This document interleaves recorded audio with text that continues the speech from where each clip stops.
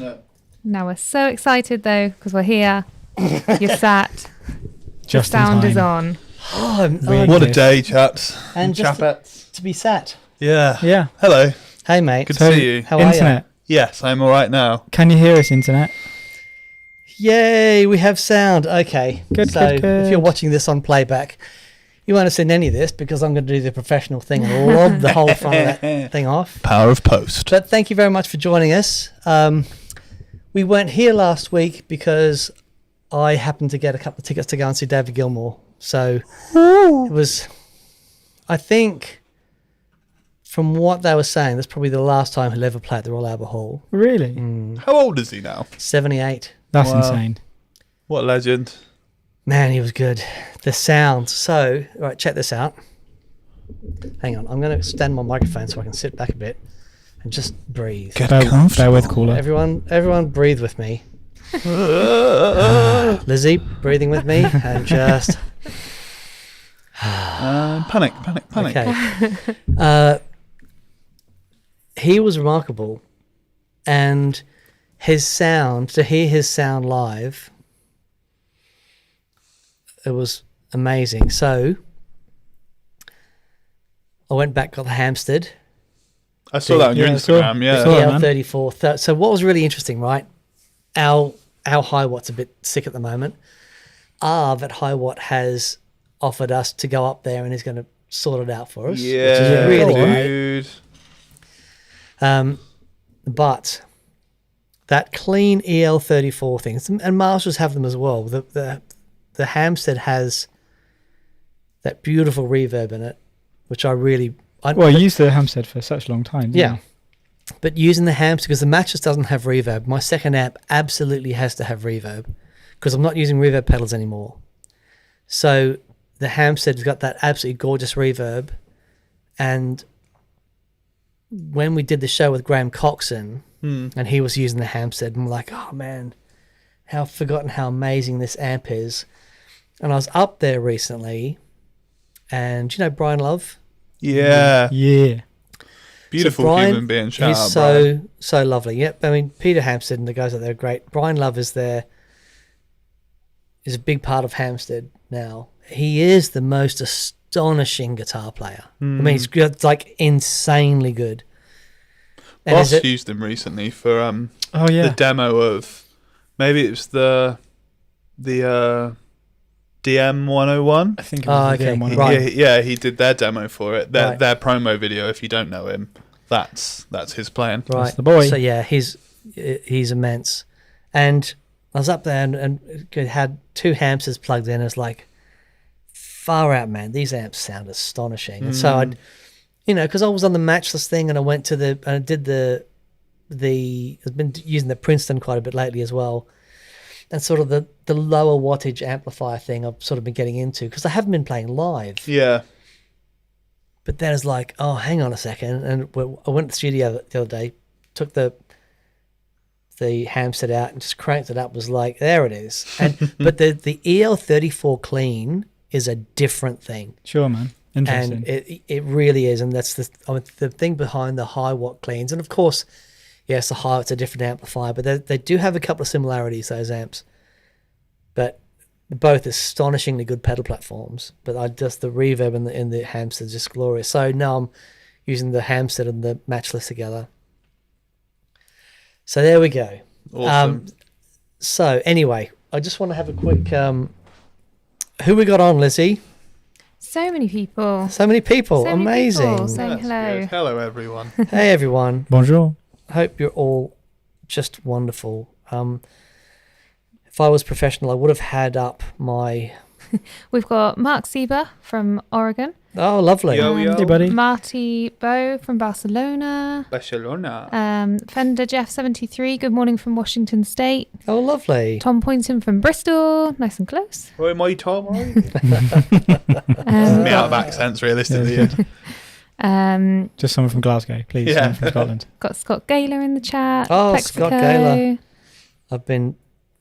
Yeah, Scott, you found your SG yet? Matt Swanton said, silent film, talk about old school. I've got that now. Fantastic. And I'm just going to be annoying, Dan. Yes, mate. When I go to one of the camera clips, it just blocks your face out when it's you and Jake. Could you just drop the back of your mic stand, possibly? For a second, I thought you were going to be like, I'm going to be annoying for saying, have some annual leave, Dan. Yeah. On air. I just can't say no. Yeah. How's that, Lizzie? Is that okay? Is that any better? That is beautiful. All right, Thank you there so you go. much. I've had my relax now. I've had my sit back. Yeah, that was it. Back to It's business, over. man. That's what you get, bro. That's it. So it's been a couple of weeks since we've been on, and Yeah, I was on seen holiday and you replaced me with Dan Coggins. we did, which was, I mean, Unreal. it was we missed you a bit, but Dan was so great. The best part for me, we were flying back from Rhodes when the show was happening. We were in the airport and I walked out the toilet and my wife was sat there with her headphones in watching it. And I was like, okay, so you'll watch it if I'm not on it. That's the selling point, that I'm not there. So I did tune in. He's Dan Coggins, man. What a human He's being. just something else. I He's adore just that something man else. He's so so much. I could listen to him all day. If you're watching this, Dan, I love you very much. Yeah. Wicked human being. He's the best. So that was really fun. And and there's been loads of pedal. Man, hasn't there? Yeah. It's Yeah. been epic. So I thought we'd have a look at a few of them that have caught our eye. First one I want to mention is my good friend Paul Davids Yeah. has done a collaboration with Cornerstone. Am I right in thinking that's his first signature pedal that he's ever think so. done? I Yeah. I think believe so. so, yeah. Yeah, it looks really cool. It's What a great... the Nucleo idea. reverb thing, right? Yeah. Yeah. Yeah, so the idea is have you guys seen the video Yeah, of Paul at the old atomic nuclear Yeah. thing? Yeah. And far out, he makes such a good video. And it's, so reverb, the sound of space, and he just found an epic space. Mm. And the idea behind the Nucleo is that one of its algorithms recreates that sound. Now, this is what was really interesting with this is from Cornerstone. Yeah. And Cornerstone up until this point have done gain stages and overdrive pedals. I Yeah, had yeah. no idea they had this sort of capability. Yeah, yeah, right. When you have a look at the pedal, and if we throw the pedal back up there again, Lizzie, just the design of it. Yeah, aesthetically, It is it's so beautiful. I mean, who wouldn't want to have that on their pedal? Yeah, agreed. I mean, Reverb, old nuclear reactor, looks great. I'm sold. Yeah. Has a And- freeze and drone. Has a to it. freeze drone, Has a yeah, good point, freeze. yeah. Yeah. That you can do octave up and octave down, can't Yeah. you? Yeah. But Done. also, the great thing about that freeze button, what normally happens with the reverb pedal when you hit the freeze? It goes clean, doesn't it? You no longer have reverb on your not this one. It's got Oh, reverb. still. that's So it cool. still I didn't has- clock that. That's Yeah, really it's cool. It's really clever. It's really well done. That's the sort of thing that Paul Davids would have gone, I need this. yeah, Yeah. yeah, You know. yeah. Look, yes, he makes a great video, and he's a handsome man. But tell you what, he's a flippin' awesome guitar player. Yeah. None of that happens for Paul Davids without being a really Yeah, great yeah, yeah. guitar Definitely, player. Of course. definitely. I love that. I've watched that video a bunch of times because it's a nuclear reactor. Yeah, yeah. well, when I first met him, he was warming up by playing Eugene's Trick Bag. Really, It's that's like, really funny. I don't like you. I love him. He's beautiful, and I built his pedalboard for him I know I was supposed to help you, a while ago. and I woke up that morning with COVID. That was back in the COVID days. So selfish. Yeah, literally. So selfish. I remember waking It's up. all about you. I've got COVID. I can't come into work. I remember FaceTiming you, and you're like, "Are you all right?" And I just showed you the lateral flow with the two lines. Because I remember waking up feeling really riddled with a cold. So he was like, "Do a COVID test." I'm like, "I know my body. I'm fine." And I vividly remember going, "I'll do a COVID test, and you'll stop asking me to do it." And I do the COVID test, go in the toilet, go in the shower, and I hear a knock on the shower door, like, "Jake," and I'm like, "I know what this is gonna be." Yeah. So I missed out on that, sadly. That was one of the Yeah. days. Yeah. But it's okay because I did an amazing job. I was. As long as you're convinced. But to be fair, because I spent a lot of time with Paul, really getting to grips with what he wanted from the board. So what I love about when we get clients in, the more specific people can be. Yeah. You know what I mean? And, Paul wasn't going to call up 3 times during the build having changed his mind on certain things. He knew exactly what he wanted. I was like, yeah, okay, we can do that. And I think that's rare for someone that demos pedals as well, right? Because you're constantly like Charlie in the Chocolate Factory having new toys thrown at you, but he is so set in what he likes, which is really interesting. Exactly, because this is his thing. Yeah, right? you just reminded me of back in the day when we had a guy fly over from Tokyo to get a board built, and he was so indecisive, I sent him home without a board because he just couldn't make a decision. Right. And we were there all day. Right. And by the end of the day, I was like, you don't know what you want. And he left his pedals with us for a year. Yeah, it took forever. I remember, yeah. And he flew back a year later because he just couldn't make a decision. And I was like, well, I can't build you a board if you won't give me an answer. So he flew back to Tokyo. So that's an interesting thing, right? If I was thinking about this today, because I've got my first new band rehearsal tonight. Well, I say new band rehearsal. It's an old band rehearsal. It's Tin Spirits without Dave Gregory. You heard it but here first. We've it's not going to be called Tin Spirits. It'll be something else. Iron. But Iron Ghosts. Lead fumes. Lead fumes. But I'm thinking, because I've been thinking about getting this new rig together. Yeah. And what I need from a pedalboard. And it is a thing. It's like too much knowledge can sometimes not be helpful. Yeah, totally. You know. Yeah, it's always the thing of like, ultimately we all want to have every pedal possible we can on the board.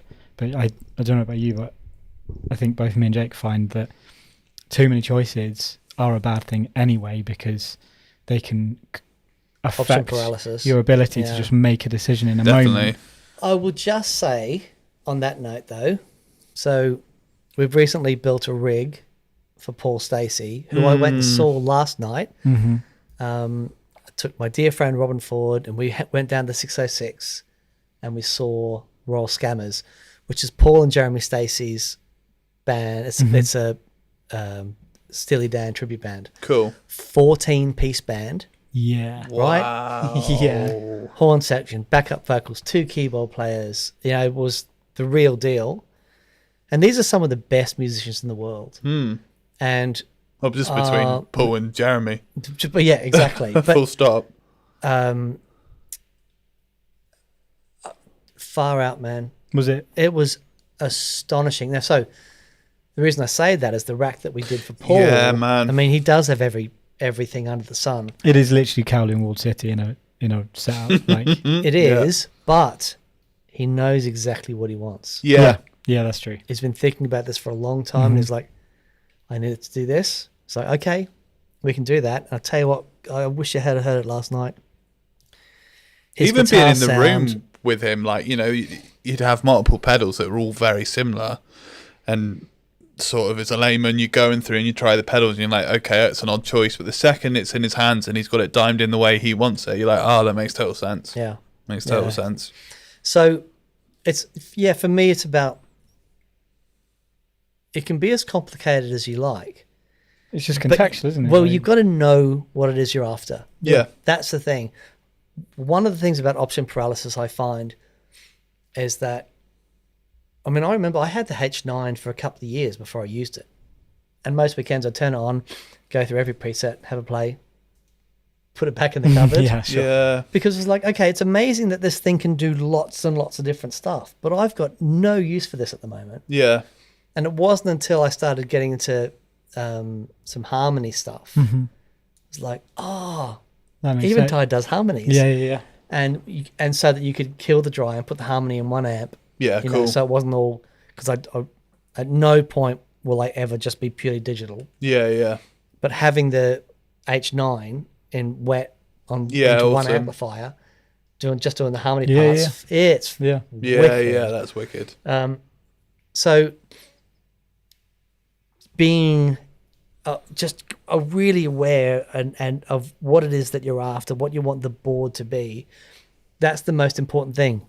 Then we can get into how we build them and what sort of cables we're doing, and are we locking this thing down, or do you want it to be flexible, whatever. But always start with a clear idea of what you want this board to achieve. And it's okay. It's okay to have more than one pedal board. I'll just say that. I'm just going to put that out there. It's okay. Because, Yeah, totally. It's all about what you need it for. If you need like a grab and go board that you can just throw in the back of the car, and you need a really specific board, loads of sounds, there's no point in doing one giant board. Yeah, because you'll never use it. Them. Yeah, for sure. On that note, for sure, yes, mate. Tom Pointer just said at that same time the key is having two boards, one for endless experimenting and yes, option paralysis, and then a set and forget board for when you don't want to think at all. Yeah, Yeah, absolutely. Yeah, that's a vibe. Absolutely. Oh, lovely. Lovely, lovely. Okay, so what happened? What next pedal do we have? Let's have a look at the Polyend. Polyend is cool as hell. Oh, This so is that crazy really compressor, interesting. right? Yeah. Yeah. And by a company that you wouldn't expect to Tell do me it. about the company, because I haven't heard of them. So they've done a few modular things, but they're mainly like standalone controllers. Okay. And like, they're more like performative from a electronic music point of view. Oh, okay. Right. And then they've released a compressor. Like they're not really they're in the like creative audio world, but not in a hardware sense.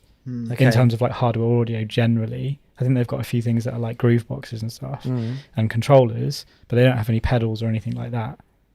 And it's just like kind of wild to me that the first thing they release is this like quite possibly the most fully functioned compressor that I've seen in a pedal. Like it has everything that you would have in a studio and more. So it's a stereo compressor, and just take the good people through what a side chain does. So the idea, I use this all the time, or I've used this all the time from a bass perspective, is that essentially the compressor reacts to either an affected version of your signal. So you could, for example, like the Cali 76 bass compressor, it's got a high pass filter in the sidechain signal. So what that means is you can take the low end out of the bass signal that the compressor's reacting to, and then So it won't compress the bottom end. so it won't compress the bottom Okay. end, right?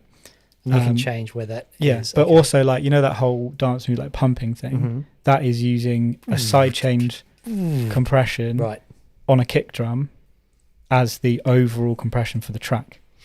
Okay, so the it's compressor taking the signal from of the the- kick drum, Yeah. and it's using that signal to compress the track. Yeah, that's how you Okay. get that pumping. Right. Duck. So Okay. that's kind of what that is. And the Polyend has an internal and an external sidechain, so you could do that kind of thing. But the thing that I thought was really interesting is that it's got a low pass filter and a high pass filter in the sidechain, so you could get the compressor to not react to the high end or the transients of your signal by bringing the low pass filter down, Just below the. but then get rid of any kind of over compression from muddiness by taking the high pass filter up. So you have this like band pass that the compressor will react to. So it's I like another that. way to kind of tailor That's clever. how the compressor will react to what you're playing. Do you know what sort of compressor it is? It's a VCA. Oh, okay. Compressor. Oh, it's a proper studio Yeah. thing. Very And nice. I think it has the option of feed forward and feedback compression, but I'm not 1,000,000% on that. Okay. And you've got makeup gain, which is not a common thing that you see in pedal compressors. Right. To if you're using lots of heavy compression to balance the signal. Okay. Um, It's really interesting. It might be interesting. I find it interesting.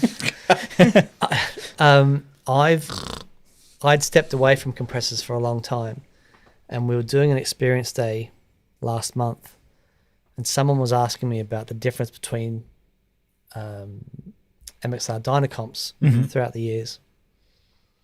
And I was like, well, I've got like the first year of issue, and the box was ruined, and I put it in an old project box. Oh yeah, I know the And- one you're on about. Yeah. And I'm like, and I've got 2 other script logo Dynacomps and the new ones as well. And someone was saying, well, what's the difference, and why do I want a blend, a mixer and stuff in there?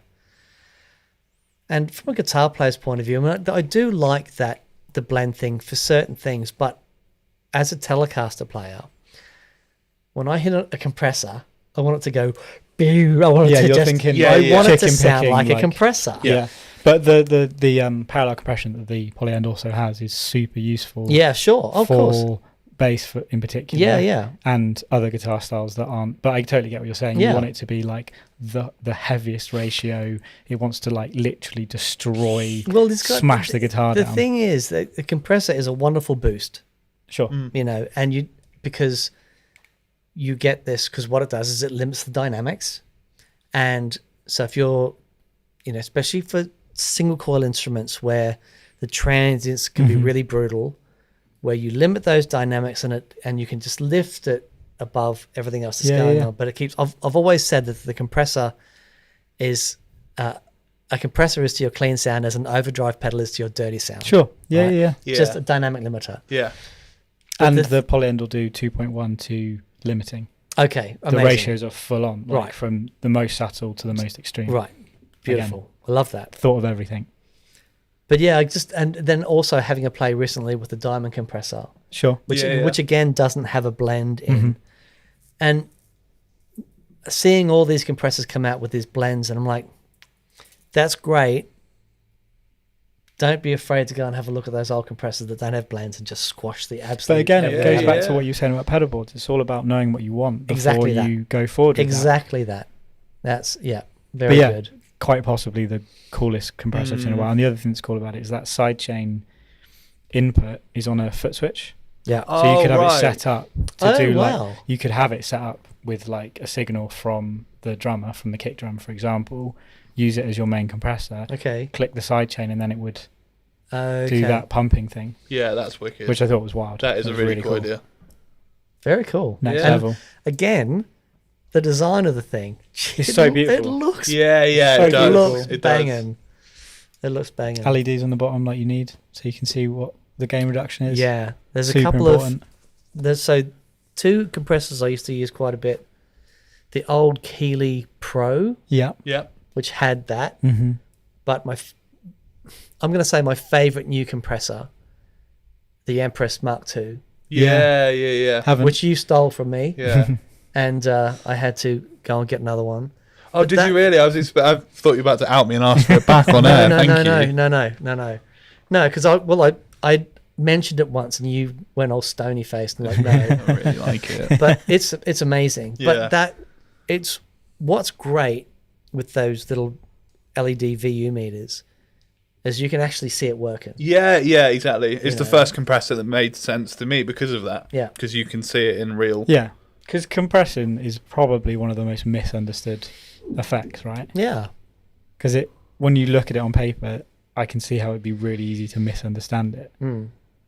But once you get it dialed in and it's working as it should, it's dreamy. The thing is that, I mean, depending on how you do it, there's a lot to it. Yeah. It's like saying, well, this is an overdrive pedal. Yeah. Okay. There's more. How are you doing the clipping? What's the what's the gain structure? Blah blah blah. All the different sort of types of compression and all that stuff and limiting and. One does not simply. But it's interesting. 'Cause when we did, I remember doing the interview with Noel Gallagher, and it was to go back to, not to keep on about Noel, but the compression was the one thing that he said, I was on your channel and I thought, all right, what does a compressor do? And he says, now watch your show. I still got no idea what a compressor does. I'm like, yeah, there's, it isn't the easiest thing to understand. And I think for me, the thing about the blend control, it's like sometimes you got to go, is that on? Yeah, that's always the joke, isn't it? With a compression pedal. Yeah, that compressor pedal you've been messing around with it for 20 minutes. It's not on. Yeah. Okay. Sean Shelley says, my first pedal was a CS1. The CS1, and I had one of those, I thought they were awful. Didn't know if it was be awesome or No, awful. Well, we were going there. Awesome or full. But the CS2, I think, is incredible. Yeah? With the tone control. It's a wonderful sounding compressor. Polyend has a tilt tone control as well. Oh, okay. It's got everything. Very good. Just name a thing and Can it it has make it. coffee? Todd Roy says, keep on rolling, Dan. There we go. Keep on Kieran Jones says, rolling. love the stacked Cali. Right. Yeah. So Origin Effects, the Cali 76. And that was a game changer. That's for a game compressors, changer. Right. Industry-wide game changer. Because I remember the first ones that came out, they were the big boxes, Yeah. the big transformers and stuff. And a friend of mine had one. It's like, you got to hear this. And I'm like, I don't need a compressor that is that big. And then you hear it. And then I hear it, it's like, oh no. But then it wasn't too long till they came out with the smaller versions. Yeah. Yeah, and there's a lot of, I've got quite a few bass friends that say that the mini ones don't touch the older ones. But there is a part I think of the me, mini ones sound really good, especially with guitar, but those older ones, I know a lot of bass players that have the older ones. but part of me always wonders whether there's some psychoacoustics going on there. Of how different do they actually sound? Do you know what I mean? Yeah, Like the yeah. difference between a Taiwanese OC2 and a Japanese OC2, like how different do they actually sound? Or is it just because you know that it's different that you feel it the sounds price different? tag. That's how. Yeah. You know what I mean? So Sean has come back and says, he said my first pedal was a CS1. He said, I agree with Dan, but the CS2 wasn't even out yet. So yeah, there you go. Excellent. Okay. 4 times. So, I mean, we could bang on about compression forever, because it's such an interesting But let's thing. compress that down. Let's compress. Let's limit the amount of time. Let's limit the amount of time that we talk about compression. I've got nothing. That was incredible. I'm done. I'm going home. Okay. Speechless. He's looking at the pedal shelf. I think the green pedal in front of the C1, is that a Subdecay? Just here next to your. There is a Subdecay in there somewhere. There is a Subdecay there. Yes, can you get that for us? Okay. Right. So I've got a few of these guys' pedals. Yeah, you're right. Subdecay. So there we go. And this is a Vector from Subdecay, and this is the Proteus. And they're both really cool. But the Vector, this is the first one that I saw. This was before JHS did all the 9 different tube screamers. And they have, again, it's all analog circuits and that you can go between. So this is their overdrive pedal to drive 1, drive 2, crunch, vintage, fuzz 1, fuzz 2, meltdown, 1980s, 1990s, and 2 moderns. And it's really, really cool. And I've always been a fan of Subdecay. Their stuff has always been interesting. Yeah, they're a very interesting company, the way they look at things. Yeah, and it's like you look at this stuff and go, oh, that is so clever. Yeah. They're not a company to come out and go, new overdrive. You know what I mean? Yeah. It's I want to build an overdrive pedal now just for the advert to be that. New overdrive. So, Totally. In all honesty, I had slept on this, the Starlight. Isn't that what it's called? Starlight, yeah. Starlight. Yeah, I'd slept on this and I checked it out before the show and I started the video and I was like, sorry, this is supposed to be like a flanger, right? It sounded like a 8-bitty, like... That's their thing. I've to be honest, I've been meaning to show a few things because they did an MS-20 in a pedal. Oh, wow. That's literally cool. like MS-20, like classic MS-20 Can presets. you explain to the people that don't know what an MS-20 is? MS-20 is a archetypal monosynth that's really aggressive sounding, built by Korg. I mean, of course I knew what an MS-20 was. I just wanted to say that everyone else knew. I had no idea what an MS-20 is. It's famous for its filters. Its topology is a low-pass filter into a high-pass filter that are both really resonant, and it's known for like screaming aggressive filter sounds. But it's like a modular. Yeah, it's a monosynth, like big black thing with those dials on it. Oh, You'd recognise okay. it. You'd notice, yeah. It's that Korg synth. They ported that idea into a pedal. Really? Yeah, and it's like this big, and it's got a bunch of like same idea, a bunch of like standard Okay. presets, and I they have did the to have one of Pixel those now. Wave. Is it the Pixel Wave? I think it's the Pixel Wave. That is a really weird type of. They've done a few. The newer ones are all MIDI as well, but they've got one that's like based off of a Casio CS something synthesis kind of idea, and it's got like its own synthesizer in it. You can play with like note on messages. It's wild. And then they've got a drive pedal that's like wave folding and all this crazy stuff, all via MIDI as well. And that's the thing about the Starlight that's crazy, is everything on it is controllable via MIDI. Yeah, so it's a mini jack though, is it? Yeah, which, you know, it's that loads of people are using it now. and it allows a tiny pedal, you know, because they're that small. Exactly. Yeah. Exactly. Yeah, but their demos are You'll all allow it. It upsets me. I'll allow it. I'll allow it. It upsets me when a pedal's really big and They it's. have the mini jack. Yeah, I'm Yeah. like, come on, you could put a 5 but pin on that. yeah, they're just a wild company. I feel like they just are completely their own thing. They don't really And I think it pay feels any to me attention that to anyone else. they don't do the big wild crazy launch thing. They don't. No, They kind of just do their thing. they do their thing. I love that. Yeah, like, have you seen the Octave Theory? I have. Yeah. Which is just like an incredibly wild, weird idea Yeah. that's great. Yeah. Like, so weird. And they did that ring mod as well, didn't they? That was the Vivian mod that's just I think Viv something Yeah. red. Yeah. That the carrier is like tuned, so you can just click it to a key. Oh, okay. So you can play in the key. Yeah. Nice. Yeah. Okay, well, so the Subdecay Starlight. This is Mark III, the third version. I think it's important to say that with all of these really super creative ideas, their stuff sounds amazing. It's all built on an architecture of sounding awesome. Yeah. And then we'll go yeah. from there. Yeah. You And know? it does all of the bells and whistles, but ultimately sounds great first. Yeah. But I thought it was it's a really interesting flange because it's got a much longer delay time than most of the flanges. So I think you can almost go into like slapback territory. You've got like a million different LFOs, from like stepped LFOs to sine waves, and you can combine multiple LFOs together. Negative and positive feedback. Okay. Some other things, pasta. Sorry, I'm not helping you here at all. No. I checked it out. In all honesty, to the people out there, I had a very lovely gentleman pick up his rig today that I told him. Unexpectedly. Shall we get into this? I told him. Sorry to just thought. I told him. Today's the 16th, right? I Yes. told him Thursday the 16th, which obviously isn't a day. And bless him. So I was planning to have it finished today, test it tomorrow morning, pick it up tomorrow afternoon. And I checked my emails at about 20 past 12 just before I went on lunch. And he emailed being like, I've just realised this isn't a day, so I assume you meant Wednesday the 16th. I'm en route. And he emailed me that at like 7:30 this morning.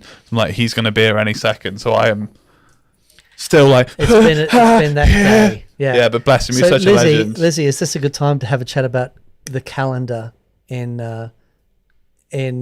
our teams? Oh, our shared calendar. So well used. Why are you looking at me? You're also on it with that. I don't know why we're Okay. stressed. Okay, your point is still proven. I'll use the share calendar. Is I'm that sorry. aggressive enough? We have a very important. So Sean Shelley has jumped in and says, I may have missed this, but is there a release date for the Parallel Times 4 for G3? My new board is wired with almost every configuration and is impatiently waiting. So Sean, the latest version is with the beaters now. It's not sent out to the mass beaters. Okay. We've got it with the small small beaters. Yeah.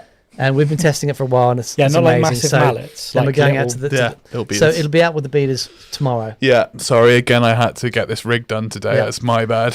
And so, because what happened, we sent the last one out to beaters. It came back with a couple of little niggles, which we've sorted out.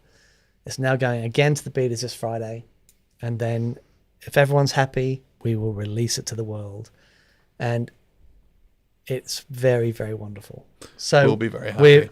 We haven't stopped working on it. We've found a couple of things that made it tricky. Also, a couple of other things we've improved in the rest of the software. So Yeah. it's really important to note this isn't just about the Parallel Times 4. This is a bunch of other This stuff. is a bunch of other stuff. So what have we got? We've got one of the things in G3 and G3S is the really awesome expression pedal control. To make that even more awesome, we've got a special calibration feature now on the expression pedals. It's sort of an auto collaboration. Actually, you want to take us through that? Yeah, so the basic idea is you can plug any expression pedal in, put the expression pedal to the heel position, and then push a button and it will calibrate where that heel position is automatically. And then go back into menu, go to the toe position, click another button, it will calibrate to your expression pedal.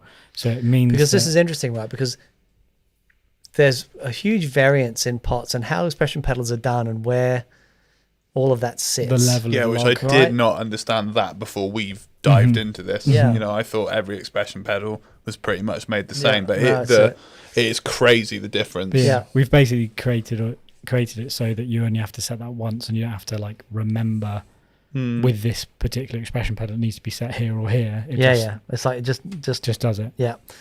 So that's really cool.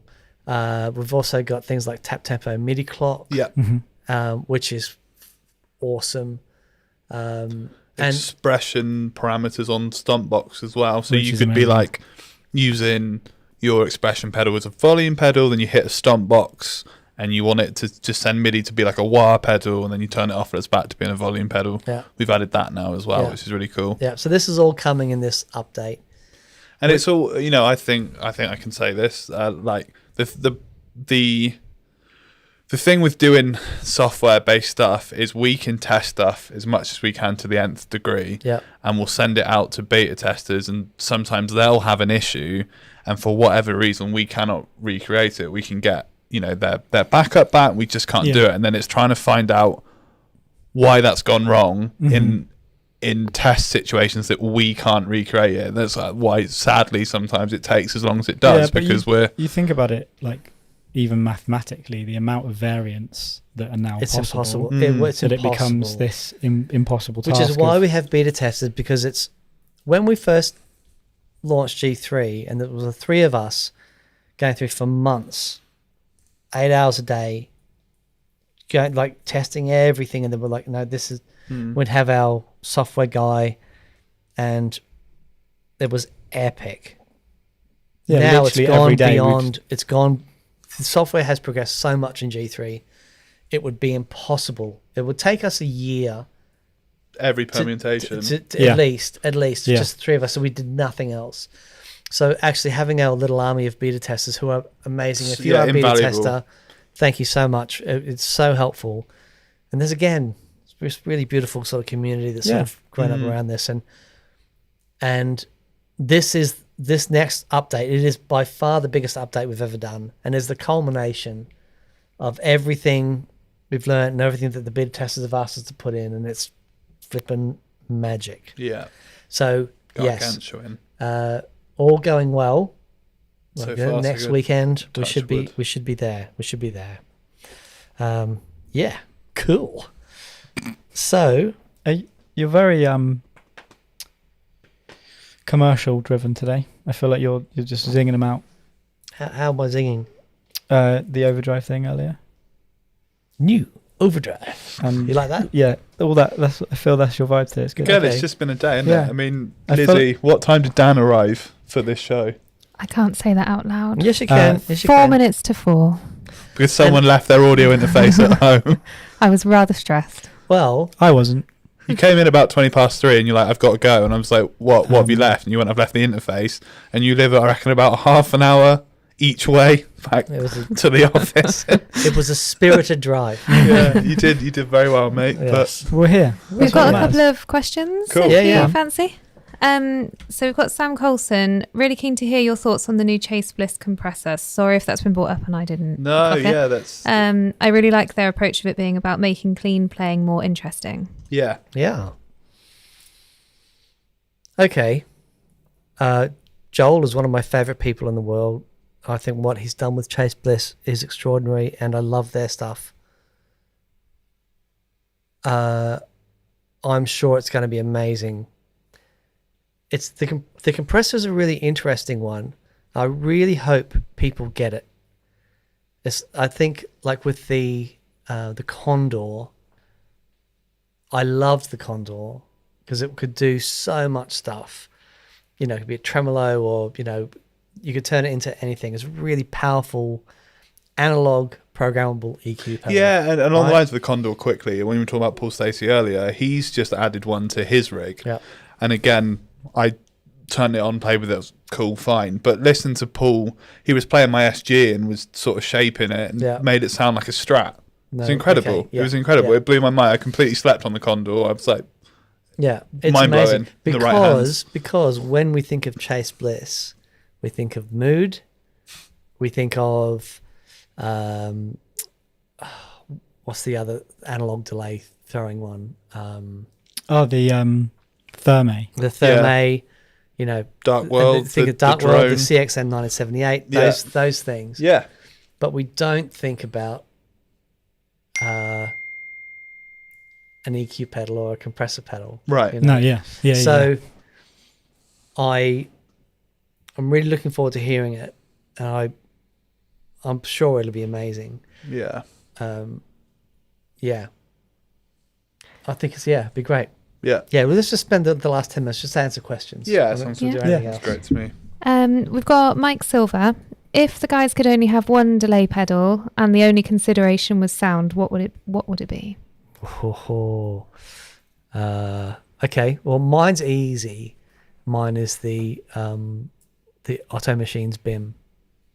That if that counts as a delay pedal, it might not. I mean, it makes delay. You can put it on your pedal board. Okay, If it had to be an actual pedal. if it had to be an actual pedal with a foot switch that's on off. Purely based on sound, it would be the Empress Echo system. Yeah, that's a good pick. Nice. That's a good pick. Nice shout. Yeah, it's sonically, it's everything. Mm-hmm. Remarkable sounding thing. Sonically, I have a real soft spot for anything DM2-esque, like that analog dark thing, but I need tap tempo. Yeah, I'm a man of tap tempo, so like maybe the DM101, saying that I haven't really played with that, Yeah. but I love a DM2. the DM101 will sort you out. Yeah, so Far I'm out, going to man. go with the DM101. It's amazing. Dan, So how about you? I like noisy things. I like really gross noisy And things. yeah, you can do the do the So- spaceship thing with the exactly. It'd either be... Do you remember I know what you're going to say. Moleco did a lo-fi version of their red delay that was Right. like overclocked and bit crushed? Yeah, That was the boy. But it would probably be the Colin Bender delay pedal that was a DIY thing that was based off of a Barbie karaoke machine right. that goes from... Okay, I don't know what you were going to say. That goes That's from not my like guess. fairly gross, sort of interesting, slightly distorted delays, right the way down to the delay chip not working anymore and it sounding like some sort of radioactive Nice. post-apocalyptic world Nice. where the chip is literally like vomiting out sound. Okay. Yeah, that wasn't what I That's was Joe. going to say. That's Joe. That's what I go for. I like to vomit out sound. There you go. Yeah, cool. Yes. We've got Dan Sullivan. What do you prefer for your live rig as far as creating a fuller sound? 2 smaller, lower wattage amps or 1 higher headroom, higher wattage amp? 2 higher headroom, higher wattage amps. So it's a great question because this is my whole thing for years and years has been 2 amplifiers. It's such a great way to find your own thing. And it can be anything as long as they're both analog. And in other words, as long as one can be valve, one can be solid state. But as soon as you put a latency on one side, then there's a Yeah. time-based latency that you can never adjust for. Of course. So I would say the 2 amp thing is great. Again, it depends on the venues that you play. For me, going back to a higher headroom amp with the Hampstead, the Matchless is a very loud amplifier, but at best it's still only 30 watts. But at its most, at its cleanest, if I dig in, it still caves in. Yeah. So this is the thing with the 2 amp thing. Yes, wet dry every day of the week is a wonderful thing. It's just sending delays and wet effects into one, into a higher headroom amplifier generally, and then the lower headroom amplifier, still have your overdrives and things. So gain stages going to both. You split after the gain stages, and wet effects just going to one. And it is one of the big things with G3 is being able to do that in the unit itself, right? Not having to have a humdinger. It's all in the box. And then being able to send different effects to different amplifiers. So I don't know if you guys have tried this, but harmonic tremolo to one amplifier, it is unbelievable. So the beautiful thing about doing the wet dry thing is the sense of space it gives you, but also because of the dry amp, you have this clarity. Right. And that's the big deal, because loving effects as much as I do, the tendency is always there to overdo it. Yeah, absolutely. And get lost and get lost in it. It just be a noise. With the dry amp, you can go really heavy on the wet effects. Yeah. But you've always got clarity. Yeah, you got this ambient pad, and then you've got the dry clarity on top of it that's always there. So the big question with which amps to use, I've had a realization about this, is your drummer. Can your drummer lift to the point where the big loud amp makes sense? Right. Well, like physically? Like how much can your drummer squat? And, yeah. I've seen Sean bench press. Sean our drummer is really strong. If your music is very light and dainty, and finesse, like drummers like Chad Wackerman and Manu Katché are just astonishing musicians, but they're not Josh Freese. Yeah. You know what I mean? Yeah. Look, we all know drummers that tickle, and we know that drummers and they're that great.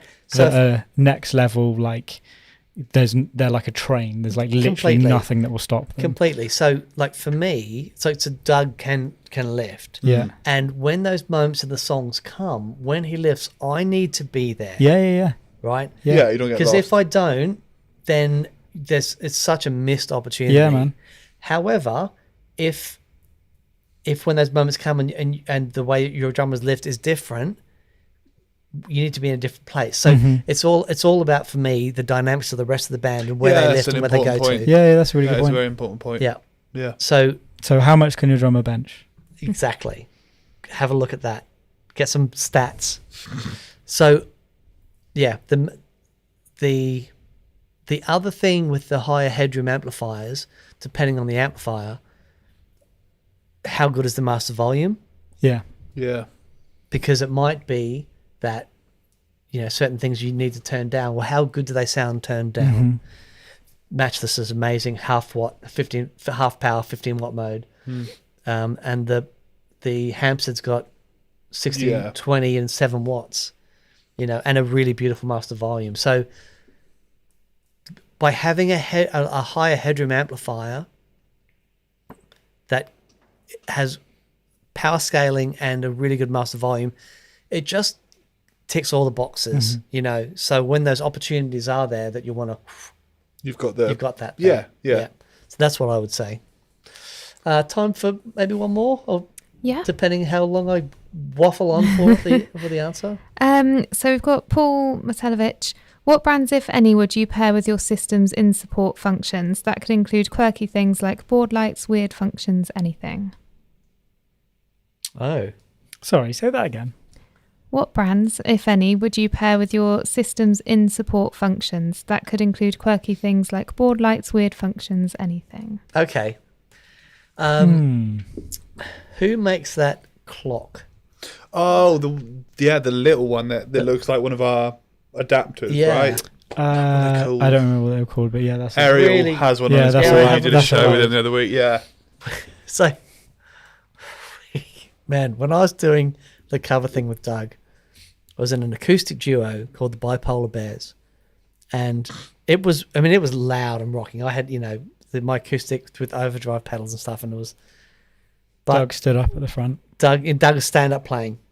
I remember. We saw you at someone's wedding once, because I remember you had the Gretsch with the submarine pickup at one point. Oh yeah, that's right. It was great. Yeah, but we got to a point with the gigs where we're doing this for 10 years, and we'd like every Friday night in Cardiff, and it got to a point we would be in the middle of a chorus, and as soon as it ticked over, we were like, "This sex is on fire. Thank you, good night."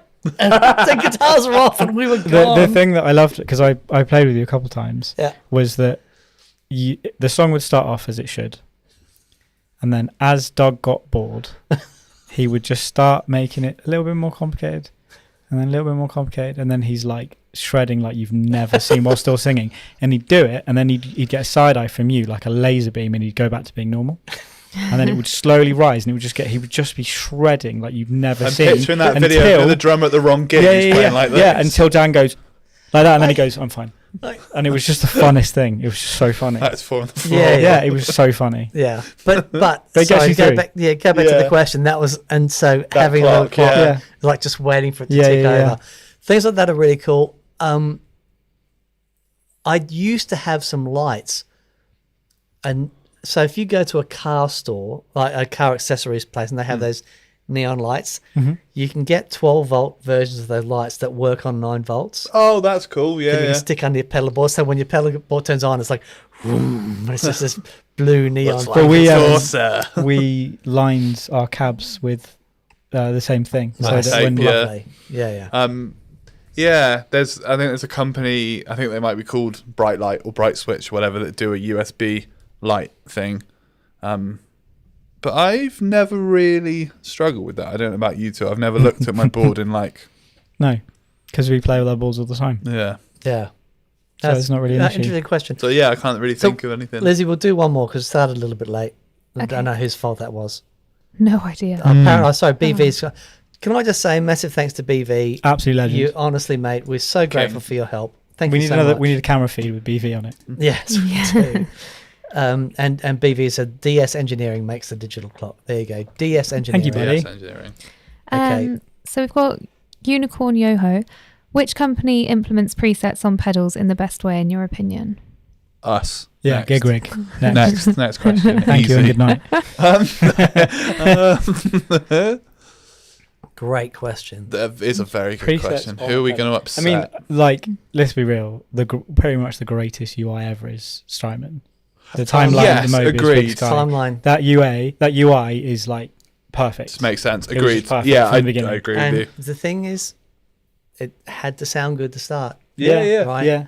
So, and it's why it's still on my board. It was off for a long time, but it's now, it plays a very specific role. It's not my main delay. But I just know that thing back to front. But, how many great sounding pedals have been ruined by a bad UI that makes it impossible to use? So I'm not going to important. at anyone. No, but nor am there's I. been quite a few pedals that I just Yeah. can't get on with Yeah, because yeah. the UI Yeah, doesn't easy. make sense to me, and I'm getting frustrated. I'm constantly flicking at the Yeah. manual like, this is not inspiring anymore. OG Strymon, done. Yep. Yeah, it's funny. I nearly said the timeline on that delay question earlier for that reason. Like, in terms of desert island pedal, it will do anything, and it works, and it's straightforward. Someone has said the mic seems really hot today, and then someone says the mics aren't that hot; they're too close. Last week when Dan was on, it was too far away. That's why we're all so Now- close, because you kept trying to get down to go close, and you'd be like, no. Anyway, We're sorry, there we we're go. too hot. There we go. I'm sorry One if day- you can hear all the plosives. one day we'll get it right. We shouldn't do because I've got flipping. Anyway, I'm sorry. all right, everyone. Thank you all so much for hanging out, and that was really fun. Rock and roll, baby.